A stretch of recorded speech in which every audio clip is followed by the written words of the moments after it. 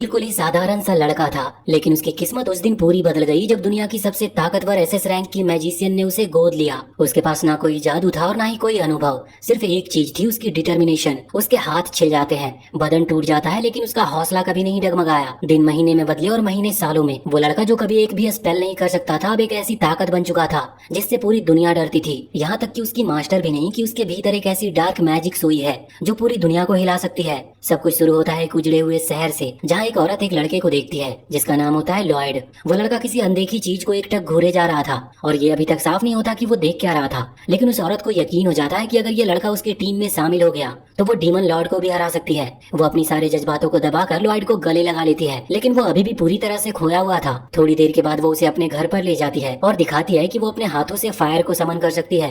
Lloyd पहली बार कोई जादू अपनी आंखों से देख रहा था, उसे सब कुछ बिल्कुल अनरियल लग रहा था, लेकिन औरत उसे साफ कहती है कि जो मैंने किया ना वही तुम्हें करना है, वरना तुम्हें डिनर नहीं मिलेगा। लॉयड को कोई इंस्ट्रक्शन नहीं मिलता, ना कोई गाइड, लेकिन फिर भी वो दिन भर कोशिश करता है और शाम तक एक छोटी सी फायर बॉल बना लेता है। औरत उससे थोड़ा इम्प्रेस होती है, पर उसकी एक्सपेक्टेशंस कहीं ऊपर थी। वो लिटरली लॉयड से जलते हुए कहती है कि तुम्हें अभी बहुत कुछ सीखना है। अगले दिन वो उसे सिखाती है कि जमीन को खास तरीके से मारकर पानी को समन कैसे किया जाता है। लॉयड पहले ही कोशिश में कुछ पानी तो निकाल लेता है, लेकिन सिर्फ मिट्टी गीली कर पाता है। औरत फिर भी खुश नहीं होती और उसे सजा देते हुए पानी में भिगो देती है। इसके बाद वो उसे विंड मैजिक सिखाती है और धीरे धीरे लॉयड की ट्रेनिंग और भी कठिन होती जाती है। कुछ ही महीनों में लॉयड आइस मैजिक में माहिर हो चुका था, इतना कि वो अपनी मास्टर की हूबहू आइस स्टैचू बना लेता है। उसे लगता है कि उसने आखिरकार अपनी मास्टर को इम्प्रेस कर दिया, लेकिन मास्टर अब भी संतुष्ट नहीं होती। वो उसे स्टैचू को एनिमेट कर देती है और लॉयड को पकड़ने का आदेश देती है, फिर उसका साइज बढ़ा देती है और एक झटके में उसे तोड़ भी देती है, ये दिखाने के लिए कि उनके बीच कितना बड़ा फर्क है। लॉयड ये सब देखकर और भी ज्यादा मोटिवेटेड हो गया था। एक रात मास्टर कुछ ज्यादा ही अल्कोहल पी लेती है और बीमार पड़ जाती है।